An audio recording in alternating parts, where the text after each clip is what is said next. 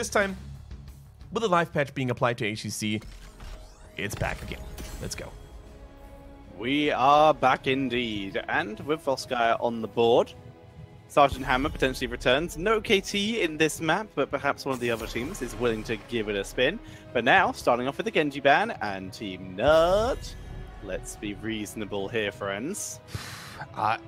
Talking about static objectives, right? And how good the Sacred Ground worked out on Brax's holdout.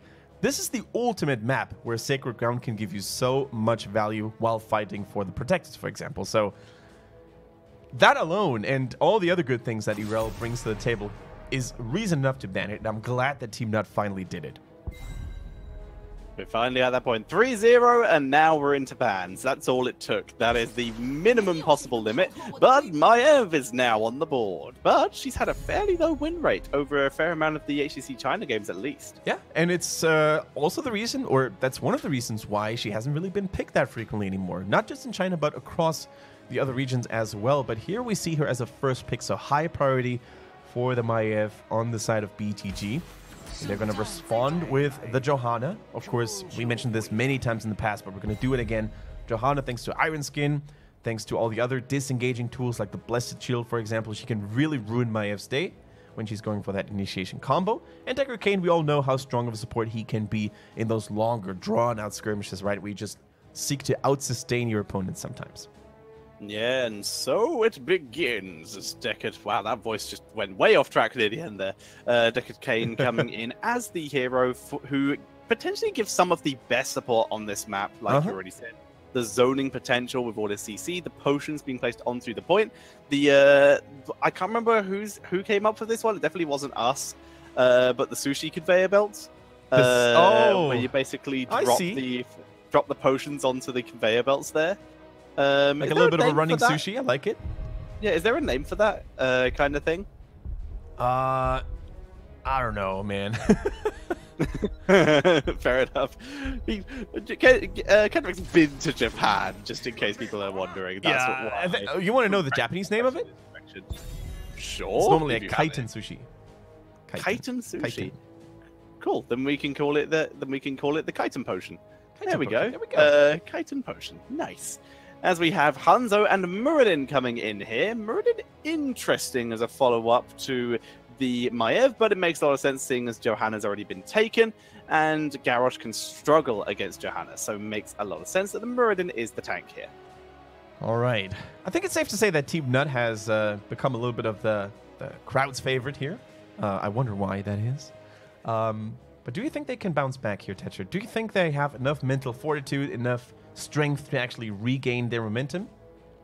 I think so, especially seeing as I still think that the one they the one, considering they were able to take the game off BTG showed that they had weaknesses, that they weren't playing to perfection. TeamNut obviously in a similar situation, but I do think this is definitely a recoverable game for them. They just have to start exploiting a couple of mistakes, perhaps. And of course, now they're against a Maiev. This is a hero that can either be a great setup or can really be punished if it tries to engage too hard. Absolutely. Now, what is the second ban going to be for for Beyond the Game? There is still much to be picked here on the side of TeamNut, especially Assassins, but they don't want to face that Alarak again. That although they beat it in game number one, you can see Faye's reaction here, quite amused. That although they beat it in game one, it looked like too much of a headache, too much of a pain for them to deal with it again. And here comes Thrall and Phoenix, the good old slowing combo for the salvo. Yeah. Also makes a lot of sense, seeing as Phoenix Urel was the first combo. Sorry, not Phoenix Urel. Phoenix Maiev was the first combo we started seeing Maiev come into when she first came out. So really cool to see that coming in here. Due to Warden's Cage salvo combo was terrifying. All right, what is left for them to go for? They need a support, of course. Malfurion would make a lot of sense, but today has been let's pick other supports day, and as such, it wouldn't surprise me to maybe see a Rhaegar. I think the new way Rhaegar works with less healing on the ancestral healing, but more healing on the chain heals, which is his basic ability on the Q, I think makes him a really good sustaining support. Put the healing totem on top of that, and you're going to have yourself some awesome healing over time that you really just may need here. But they go for Chromie, I think that is the second Chromie we see in China up to this point, and Malfurion to basically pump all that mana into her. Malfurion, it be. Makes sense. Twilight Dream, of course, into the Warden's Cage again. Honestly, I'm looking at this. I guess they could Warden's Cage, but it's not necessary. Looking at it, we could see the containment disc to really lock down anyone who might be able to save anyone who's caught with Chromie. It also could really cripple the synergy combo between Phoenix and Thrall, right? If you put one in the containment disc and the other ultimate has been used, boom, you shut down the synergy for the most part. So Chromie, I really like that pick, especially against a pretty melee-heavy team here with Zeratul, Thrall, Johanna. If you go Slowing Sands there, I don't even think we're going to see a Temporal Loop. If you go Slowing Sands, you can zone those heroes out near the capturing platform like crazy. I can see that. I can work with that. Both are potentially useful, both potentially viable. Overall, that is an interesting draft. There's a whole lot of maybe synergy on the side of BTG, whereas TeamNut is significantly more aggressive. Yeah. No issue there. No, that is just, we're going to do damage, and you're probably going to die. Malfurion's going to struggle to keep up healing-wise. How much follow-up do they actually have for a VP? I mean, they could go for an immediate Earthquake. They could go for a Salvo right after. So, while I would say, as you said... Sundering. Sundering? Oh, yeah. I mean, why not? Old-fashioned combo. It's about time. I still think it's going to be a little hard to execute. And don't forget about Chromie having detection against the Zeratul, which could always be used to ruin his day a little bit. Actually, they have double detection, I just noticed. The Hanzo and the Chromie, they offer so much vision. It's going to be really hard for Zeratul to ever find that hidden angle where he could drop that VP out of nowhere. Yeah. It's going to be interesting, but either way, Zeratul's damage is going to be so punishing to a lot of the heroes here. There's no dedicated solo laner on the side of BTG. It's going to have to really be Maiev, most likely, to fill that role.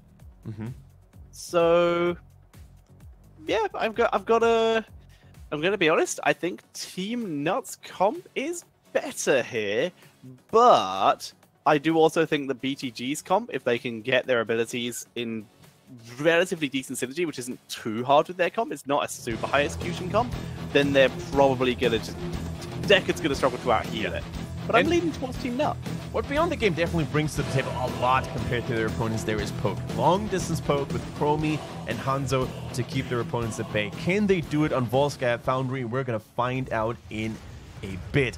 As we introduce them to you once again with 619 playing for BTG on the Muradin, LLK on the Maiev, Druid is on Malfurion, and Dancing is playing the Hanzo, whereas 3 goes for the Chromie. And on the right, it is TeamNut with No on Zeratul, FS on Johanna, Faye on Thrall, Oasis on the Phoenix, and a Tui is playing Decad Cade. Crash Lightning is coming in for Thrall. Crash Lightning it is, and you know what, Tetcher? I like it. Because Thrall doesn't have to be played as a solo laner on this map. Because they have a Phoenix, they have a Zeratul to basically jump into the breach there as well and soak up a little bit of experience there. And instead, we see the Crash Lightning during those longer drawn-out team fights, you know, around the capturing platform.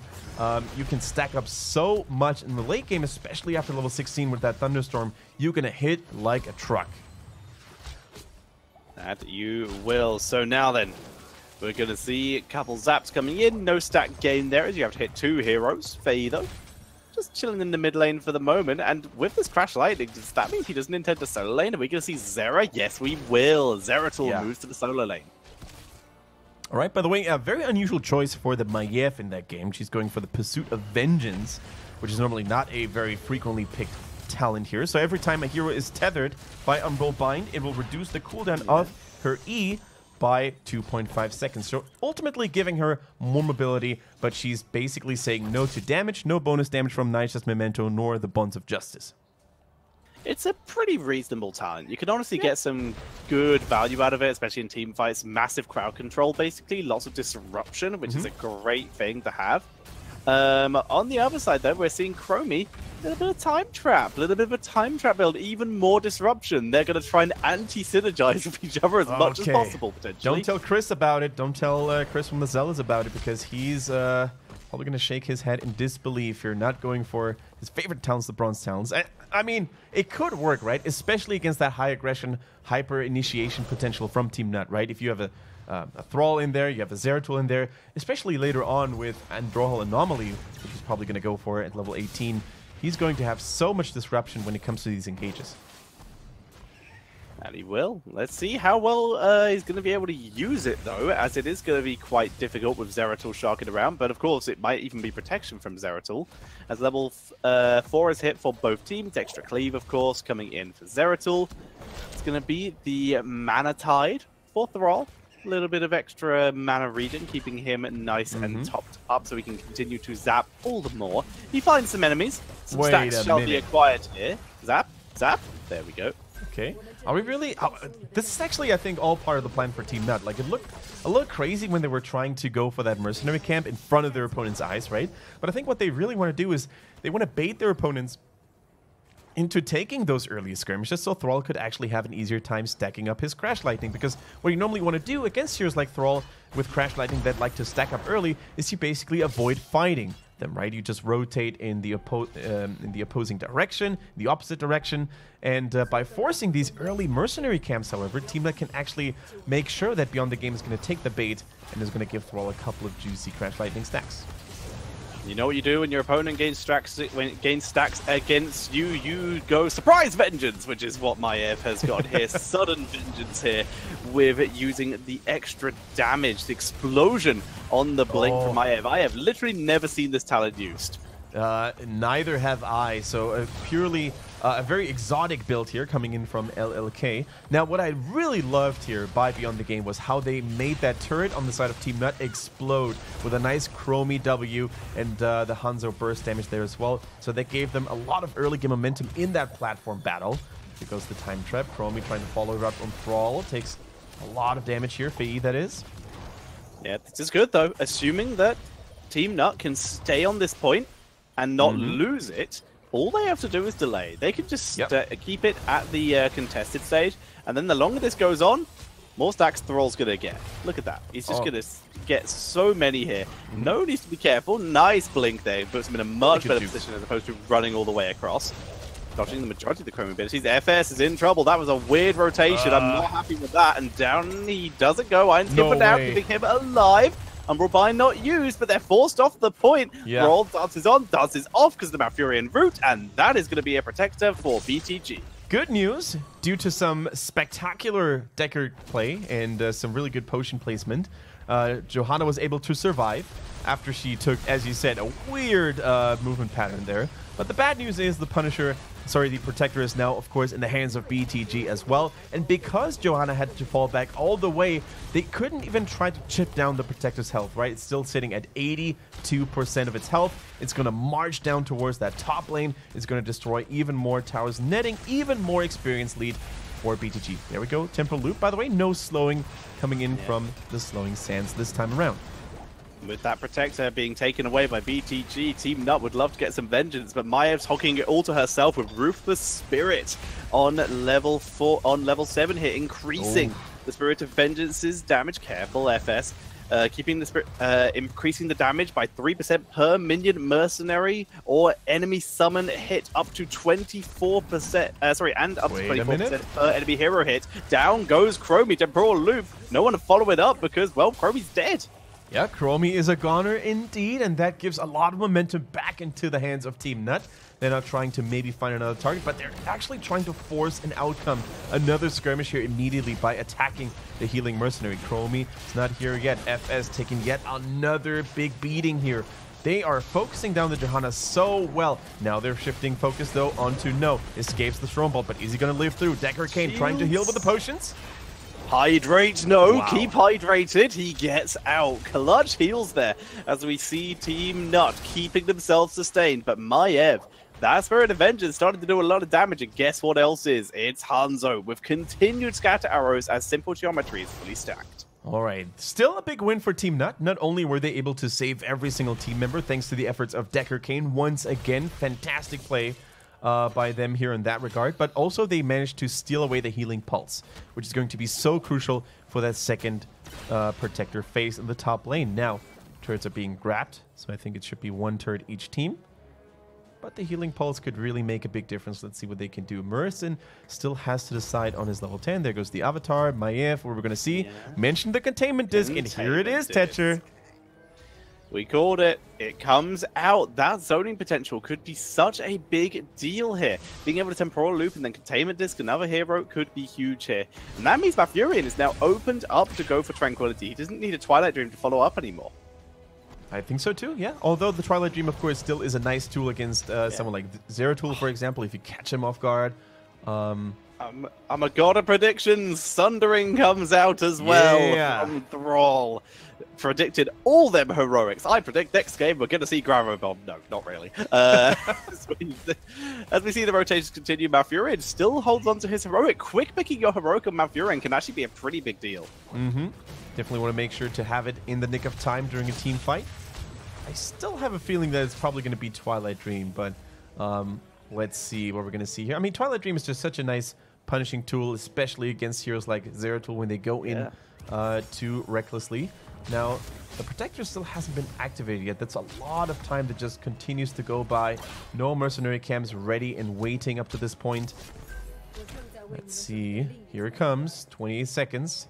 The mercenaries are taken down the left-hand side. These sieging mercenaries are very important when it comes to distracting your opponents. In the top lane, not as impactful though, because walking distance to deal with those is not really that long. Yep, especially seeing as that's where the objective is, which is the idea. Malfurion will probably pick his heroic the second we see the next temporal loop. If a temporal loop comes out and it's on a decent target within range that Malfurion can get to, he will quick pick Twilight Dream. Otherwise, it's probably going to end up being Tranquility, unless, of course, 619 can set something up over here. Speaking of 619, he's trying to hold the line, trying to prevent the objective of going over to TeamNut, and he's successfully been doing so. He's got enough healing at his disposal, and of course, the Avatar, Tranquility it is, by the way, for Malfurion. So they're going for sustain rather than killing potential and the silence. Maiev putting on some pressure. The Spirit Avengers getting, once again, some pretty decent damage. Good dodge by FS. VP is good. Sundering in position for the setup. Sleep for the first setup. Here comes the Purification Salvo. Sundering onto Dancing. The salvo completes, but the Tranquility saves Dancing. And it's Zeratul who gets taken out first. Now 619 being turned on for the counter kill. But he's just too tanky. Even with that Biotic Emitter for TeamNut, they can't break through. They couldn't break through, indeed, and the healing bars are replenishing now for Beyond the Game. They still had the fountain there as well. Looks like Fei is going to be the next one to fall. The tether is good, and Thrall says goodbye. TeamNut loses another member, and another one. Make it a triple, baby. Beyond the Game in full control now. That was a clutch turnaround for Beyond the Game, able to take a really nice position for that fight, picking up that double kill, like you said. And we can see FS takes a lot of damage, breaks the drain here. VP's really good. It's really solid, but Tranquility is perfect. It activates seconds before the sleep comes down. Sundering's good, and as such, Dancing barely lives, also thanks to the Moonfire, through all the damage from the Phoenix. And that's hashtag 10 armor. Yeah, you want to know what also helped save Hanzo there? Not just the healing, but also the fact that Phoenix got caught in a stasis. I didn't see whether it was containment disc or the time trap, but that delay gave that healing enough time to give him the health he needed to live. I mean, we've had it so many times in the past, right? 10 armor on Greymane and Worgen form, 10 armor on the Tranquility. There's so many moments like these where every ounce of armor really makes a big difference. As you said, the short stasis delay there on the salvo really made for the perfect play, because if Hanzo had died there, maybe it would have been a different outcome of that Protector battle. But as it is, speaking of the Protector, it's waltzing down the top lane, destroying that fort, which has no more defenses available, and still in picture-perfect condition. We're probably going to see yet another attack towards the top lane, maybe even going for the keep altogether. 14 versus 13. They begin moving forwards. BTG, as they're about to hit 15. This is going to be likely a keep. That hand to disable here could be Sundry. good. Temporal Loop, it does nothing because he's got... Oh, now we go. Sets up for the Punisher. Oh. Salvo does nothing. The Ice Block timeout combo. Protector shield. Blocking all that damage. The Protector is wrecking the members of Team Nut. But Zeratul picks up the double kill. VP, because Zeratul is currently made out of paper mache. It's going to allow Atui to give some 1-2 hydration potions. over to Johanna, who needs to Iron Skin if she wants to live. Oh, he Doesn't did go for have the it potion. on a cooldown. I think FS was probably under the impression that he couldn't make it to the potion in time, because that would have meant a little bit of a detour on the flight path from the Protector. But that was so clutch. You could really see how... Oh, live. All right, Decker Kane is safe for now. Holy moly. Right. 2 kills to 2, but Yeah. guess what? Zeratul has been split soaking. Second after he dropped that VP, he ran away, ran to bot, and grabbed XP for his team. This is a big deal when it comes to a comeback. They went even on kills, saved their keep, and got XP. Overall, great management of this situation by Team Nut. And you could actually see how many protective tools there were available. Look at the love double that. ice block there coming in from Chromie and Mafuri. And the shield's just on point. The healing pulse is also regenerating as much as it can. But even that was not enough to stall the onslaught coming in from Team Nut. And there you said it, a beautiful time stop, a beautiful VP here from Zeratul to protect his members from the Protector. Now here comes the Temporal Loop and the Can he roots. protect Something himself? too early? Nope. Something a little bit too early, like you said. Zeratul, no way out. Gets blown up. The anti-heal salvo wait a hits minute. 2 members. There's the ice block, but timeout not available because 3 is in the backline. Not the one getting caught here. Camp will be taken, and Druid will also likely be taken. Good route. Might buy some time. Phoenix just teleports straight into it, and Druid's gonna escape. Cheeky Druid. Yeah, he's got to use that conveyor belt to his escape. Beautifully done there. But also, once again, a beautiful retaliation blow there from the Nuts, right? Whenever they seem to be caught off balance, it is where they stabilize somehow, some way, and take down members of BTG. Now, the Sandblast quest completed for Chromie. Took her a little while to activate that Sand Clone, but it's now going to make her hit even harder. Yeah, that it will, but a biotic emitter going to be taken by Team Nut. Once again, no one in range to interrupt this, so it will be taken pretty quickly. And Tetra, look at this, by the way. looking good. Although 2 Protectors went over to BTG through the course of this game, the only thing they really managed to do with it was destroy the top fort and the tower line for the top keep, right? So there's still so many structures left for Team Nut, with the exception of top lane, of course, that they can basically stabilize, definitely stabilize at any given moment. I wonder what the Q stacks on Thrall are up to this point. He is level 16 now, so Thunderstorm is an option.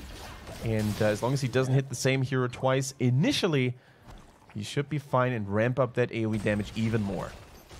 By the way, you talked about that hashtag 10 armor here. We're seeing Maiev with Armored Assault. Getting that armor from Malfurion. Going to be a pretty clutch deal to get an extra 20% damage on all abilities. All right, so this is where it gets a little tricky now. Look at this running sushi. Basically activated. The conveyor belts are now going to bring the potions towards you. You just need to make sure to take them at the right time. And this is probably one of the messiest, one of the most wonky... never mind, hold that thought. I think the 10 armor is not going to save him this time from Druid. He was too far away, and Maiev falls. This is a brutal death timer now, 45 seconds, which could single-handedly make all the difference when it comes to capturing that Protector. Yeah, I mean, they might get this now. With Maiev down, it's 4 versus 5. I don't know if the role has finished Crash Lightning, but even if he hasn't, it's still going to be really scary to move into it. The damage output is going to be potentially risky if he gets that, especially now he has Thunderstorm. Indoor Hall Anomaly here, by the way. Triple trap to basically try and keep the enemy team at bay. But you know what? They don't even need to come towards you this time. It's basically Team Nut that says, you know what? If you want to have that Protector, you're going to have to come to us. This is a very quiet stage at this point. Chromie finds a Muradin, but... Chromie finds a Phoenix as they're looking in there, but no Temporal Loop being used yet. Faye is here. He might just drop a turret in advance as he's already on 99% of his team. Yep, turret not on the conveyor belt, just on the zoning point. Doesn't want that turret to accidentally just get no value. Zoned off, and the first Protector for TeamNut. Sundering? They're not going to grab it yet because there's a follow-up coming in here. The root only lands on one. Protector comes in. Those time traps and Icebox are just so good for the Protector, pushing in forwards with the rest of the team, but the VP doesn't get them any kills. Yeah, it basically forced out a panic reaction by Maiev, but only burning the containment disc is definitely a fine trade if you ask me. But of course, they want to utilize the Protector right now, so Sundering and Blessed Shield not available as heroic abilities right now. Fei actually getting out of the Protector, so he could use his heroic ability there. I like it. It's juggled out, and also due to the fact that Phoenix got hit by a full Chromie combo, even though he was healed up pretty quickly, his shield was still down. So even the seconds he is in this, his shield's fully recharged now. He has a teleport, where Thrall doesn't, so he's safer once this expires. This is a pretty cool juggling of heroes in this Protector. Yeah, what I also like by BTG was really the fact that they took this siege camp in the top lane, right? It basically forced Zeratul to take care of it, because otherwise they might have actually risked losing the keep while being busy fighting elsewhere. So that means, of course, that TeamNut was never really fully grouped. It also means, however, that Zeratul was able to sneak in more experience, and that results in them having now a major experience lead. They're going to get level 20 much sooner, so even if that Protector gets destroyed or expires, they're going to have a significant advantage when it comes to the next team fight. They move forward. That's going to be another fort taken out here with the Protector. 7 seconds left, easily enough with that extra damage that it does offer. Attacking a minion, actually, right at the end there. Counter push coming in here for BTG, trying to get some value elsewhere. They have very few minions down here, but a wave will be arriving in short order as another biotic emitter being picked up by TeamNut.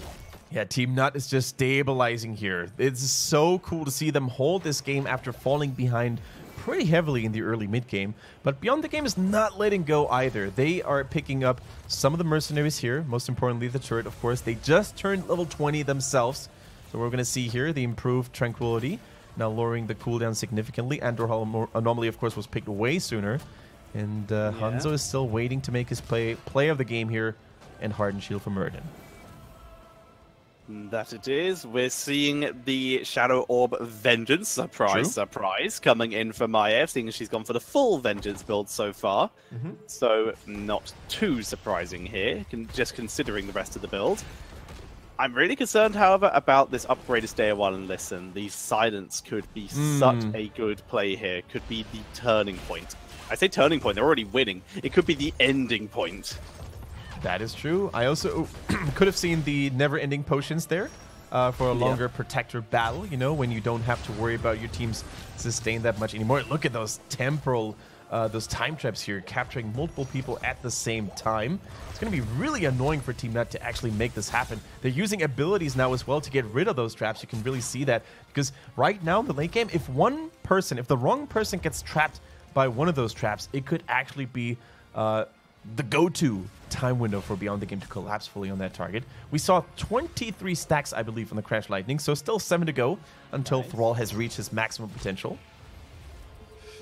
Which won't be too hard. Next objective. Oh, they're going for it. Very risky. Johanna's in position. They're looking for Chromie. The sleep. The salvo is not enough. Chromie lives. Zeratul comes in for the finishing blow. As Atui, though, is in trouble, though, being chased, but the Stormbolt doesn't land. No, tanks through and is able to pull Are they going to get more? That's going to be 1, maybe 2 kills if they can get Balf here, but no, Balf over the wall escapes. But that's still 1-0 being picked up here by TeamNut. But they once again have to watch their top lane as well. Another mercenary camp, another siege camp is pushing towards it. Are they like trading? Are they saying, okay, even if we end up losing that top keep eventually, we're at least going to have the bottom? Or are they going to send someone to deal with it? Also, how do they prioritize? How much do they value this Protector? It could be a game-ending one. And I think especially with Thrall being forced to use the Windrush here to get out of harm's way, they should definitely make sure to defend top and get the objective at the same time. Yeah, that push in top is actually getting some pretty out of decent value up here. That keep is going to start to take damage very shortly. No one is reacting to this. Looks like they might actually be willing to sacrifice They're giving it up. There we go. No, Zeratul's there. Zeratul's there. Okay, Zeratul is there. But even I think they could, if they wanted to make sure to get this Protector, they could have actually maybe thought of giving it up. Johanna, though, she's running away from the enemy team, opened up a big gap for the enemy team to make a play.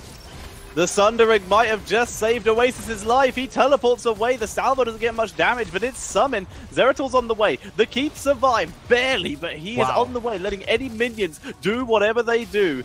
But the point will currently be being channeled by BTG. It's a start, as a turret shall be picked up.